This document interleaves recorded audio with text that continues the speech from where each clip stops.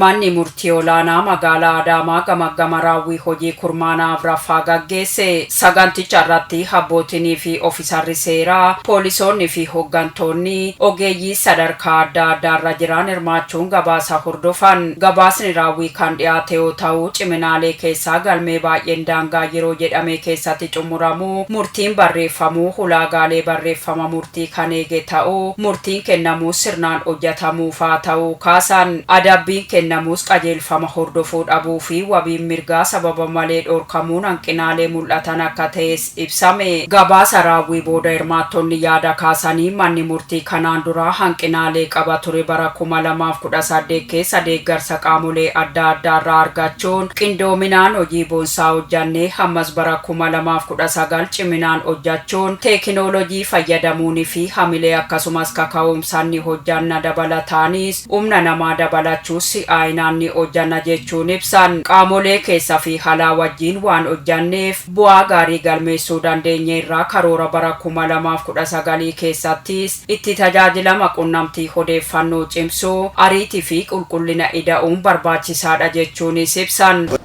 Baratti manni murtii kun karoora qabate itti galmaan jennee qabachuu dandeenya. Raawwii keessattuu kallattii si'aayinaan manni murtii keenya yeroo hunda hanqina qaba ture. Humni namaas hanqina qaba. Barana garuu humna namaa caalmaan hanqina qabu qabatee xiyyeeffannaa guddaa kennuudhaan abbootiin seeraas hojjettoonni ofiisaroonni hunduu xiyyeeffannaa olaanaatti kennuudhaan dorgommii keessa galame bu'aan akkasii yoo galmaa'u gammachuu guddaatu akka dhuunfaattis natti dhaga'ama. Bu'aan kun dadhabbii namoota tokkoon mana kanaa fi qaamolee alaati. Kanaaf inni kun bara dhufutti amma karoorri kana gadi hin qabamu. Raawwinis immoo iyyuu kana wantu expect ta'a waan ta'eef wanti jiru challenge bara kana caalaa isa kan bara dhufuutu caala jedhee yaadudha. Magaalaa Adaamaa bakka galmeen interest hedduu qabu galmeen wanta ta'e beellamni gaggabaabatee raawwiin karoora raawwachuun ulfaataa. Karoora raawwachuu jechuun baay'ee waan guddaa waan hundumaan galateeffatamuu qabudha.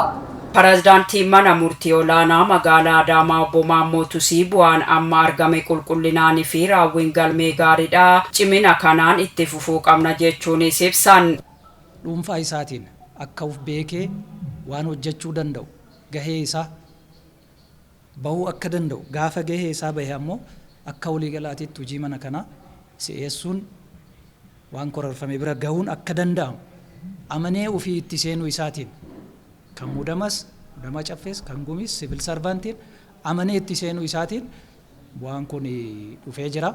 Warreen barreessanii fi sagalee waraaban poolisoonni dhaddacha kabachiisan galata qabu mootummaa jechuun qaamolee sadeen jechuudha. Hojii waraqaa maleessa irratti bulchiinsi magaalaaf deeggarsi qaamolee biroo nuuf taasifamee cimee itti fufuu qaba. Hanqina amma gabaasa keessatti mul'ates fooyyessuuf halkanii guyyaa ni hojjanna jechuun ibsan.